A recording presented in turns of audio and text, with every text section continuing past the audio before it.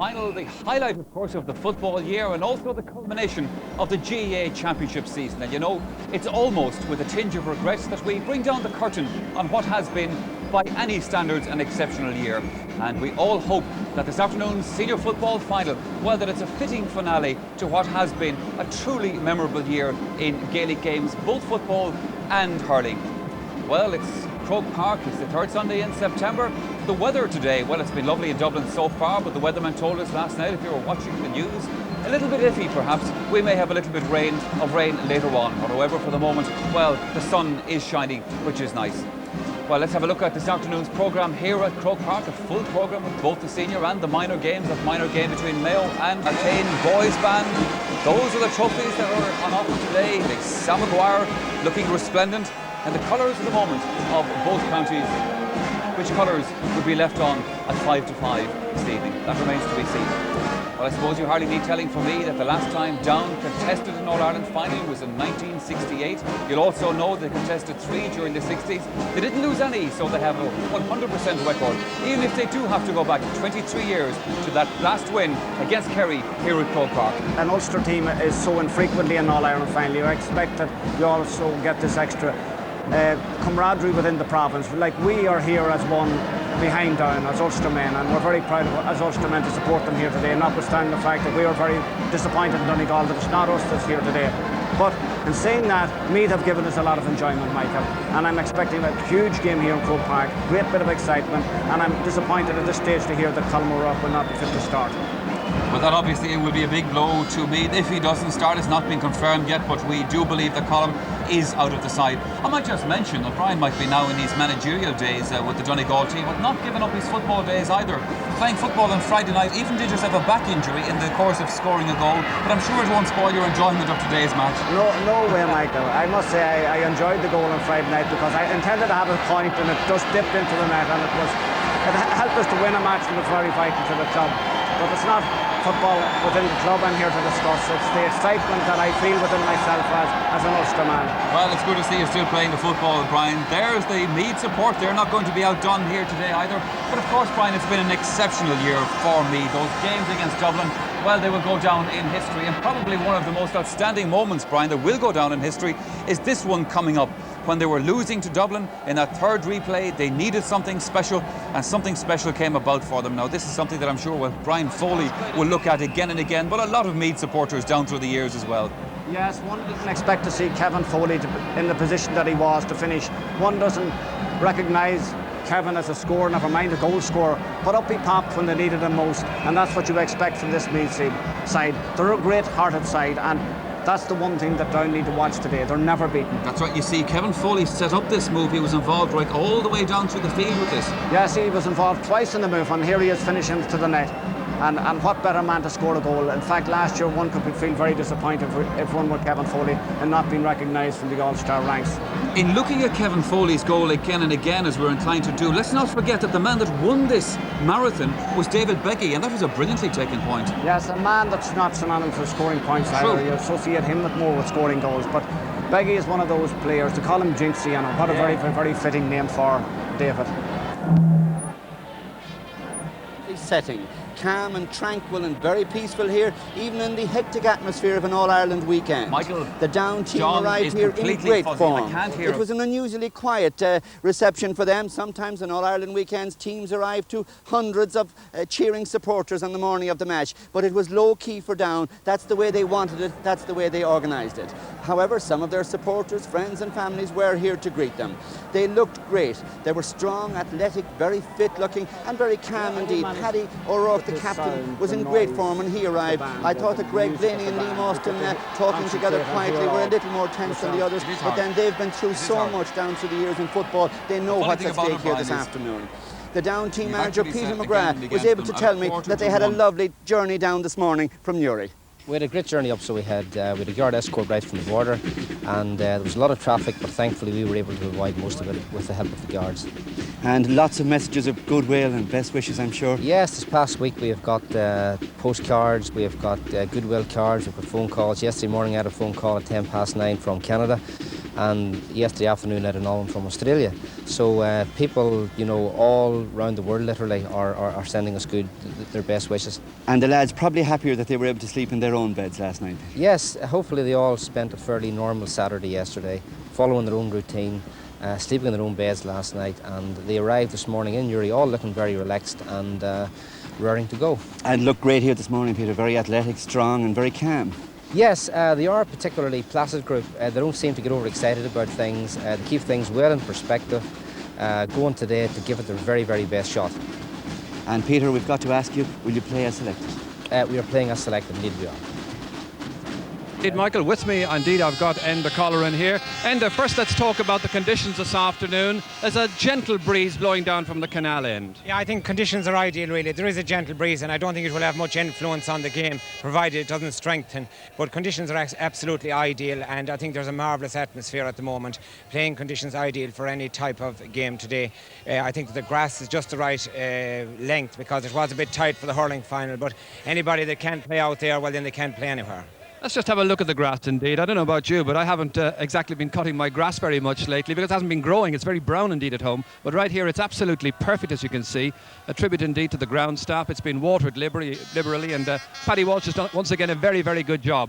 And take a look at the centre of the field, if you will. There you can see the logo of the GAA. It took 3 days in all to complete this, and Judy Ennis is the lady responsible for a fine piece of work. It certainly adds something to a marvellous occasion. You mentioned the atmosphere, Enda. It took me about 3/4 of an hour to make 200 yards down Drumcondra Road, such as the mass, the sea of Down supporters in particular. Yes, that's true, and I'm a little bit worried because I think there are as many Down supporters outside the gates without tickets as there are Down supporters with tickets inside. But I think when any Northern team come to Croke Park, that they bring great colour and great atmosphere, and Down have always done so right from the 60s.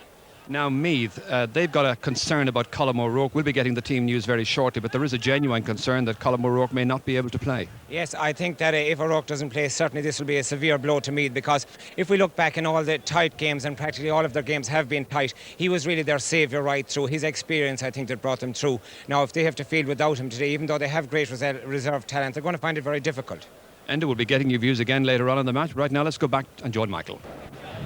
Well, certainly great excitement in here at the dressing rooms at the tunnel end as Mayo and Cork are about to come on to the pitch here at Croke Park. Sad news for Mayo, however, because Tony Corcoran is off the team with flu. Excitement, and they're now in the dressing room getting ready.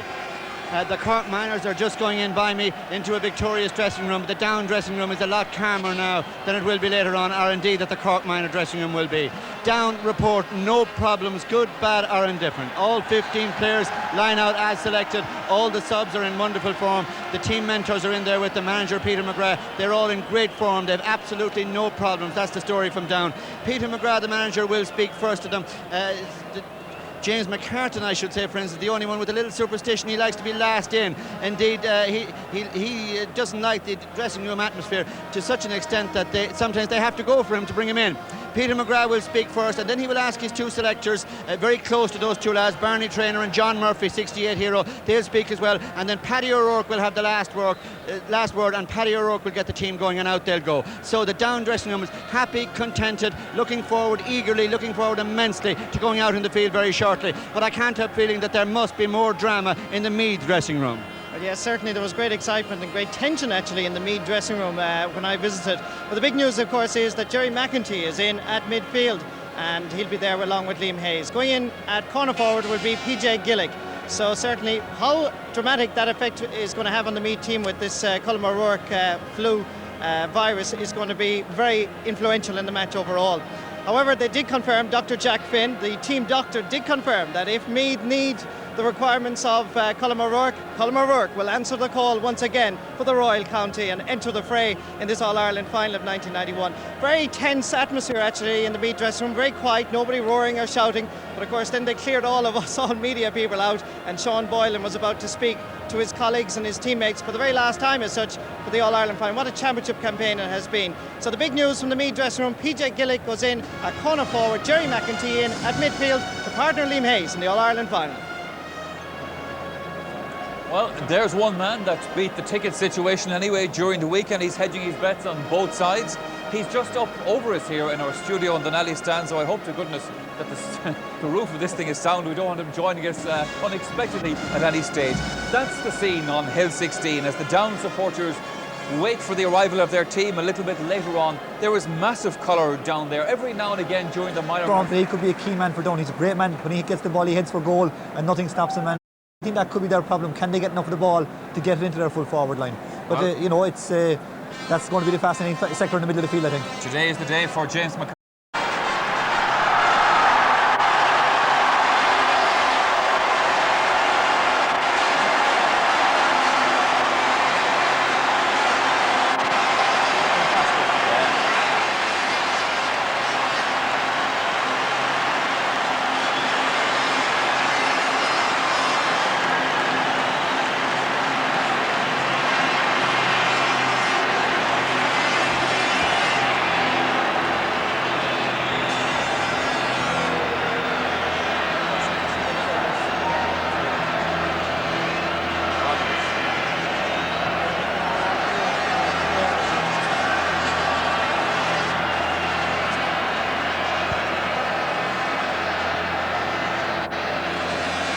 So the team picture Down then posing for their photograph, a photograph that in years to come may well be alongside the treasured mementos of 1960, 61 and of course 68 as well.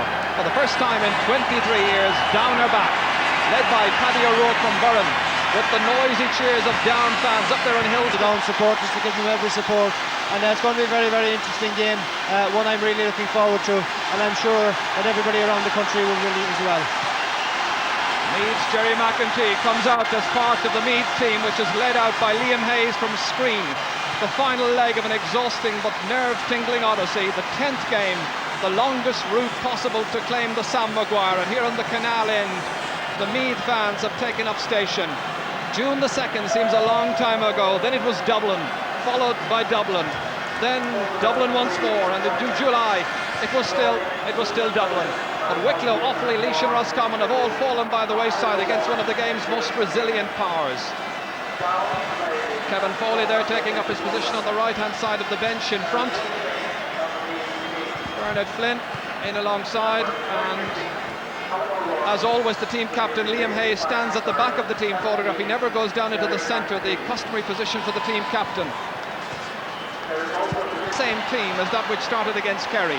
Eamon Burns, replaced in that match by Liam Austin, is once again in midfield alongside Barry Breen. O'Rourke forced to sit out the start of the match because of a virus, so Jerry McEntee makes a 48th championship appearance. He comes into midfield with PJ Gillick moving into the forwards, but whether that's, as you see there, at corner forward, or whether he'd move out onto the 40, as I might expect.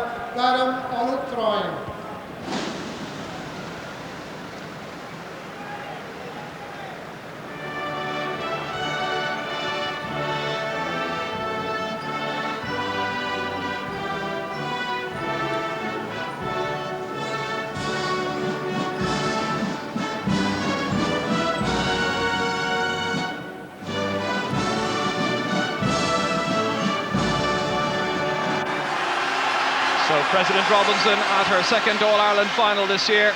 And you mentioned James McCartan, Jack, just a moment ago there, as the President with Peter Quinn, the GAA President, goes across to meet the Down men first of all. You shared a room with him, didn't you, in Australia? And there is this lovely line. James was interviewed, I think, on Channel 7 down in Australia, and he was asked the question, what's it like to share a room with a GAA legend? And he came back with a quick answer: you'll have to ask Jack O'Shea. Well, James came back with the answer that he didn't feel any pressure. I think, as I said, James is a very, very cocky player. I was very taken by his interest and his total commitment to the game, being so young. But I think that he's probably his father before him. He's trying to eliminate his feats, and he's looking forward to this occasion, I'm sure. A proud moment that for the teachers at St Patrick's Grammar School in Downpatrick. They supply 4 ex-pupils to the team. 2 more in the subs: goalkeeper Neil Collins, full-back Conor Deegan, and wing-back John Kelly, midfielder Barry Breen as well. Now Liam Hayes meeting President Robinson, and ready to introduce first of all Mickey McQuillan, the team goalkeeper. Of their previous 9 championship matches, only 3 players have been on the field for every minute of every game, and they are goalkeeper Mickey McQuillan, forwards David Beggy and Brian Stafford.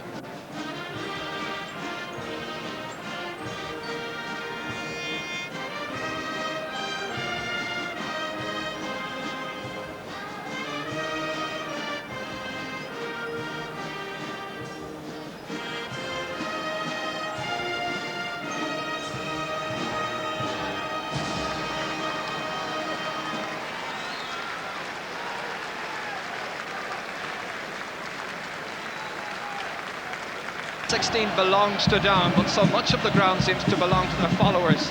Certainly the flag sellers up in County Down must have been doing a roaring trade in the last couple of weeks. I was up there last week and there was really a tremendous buzz.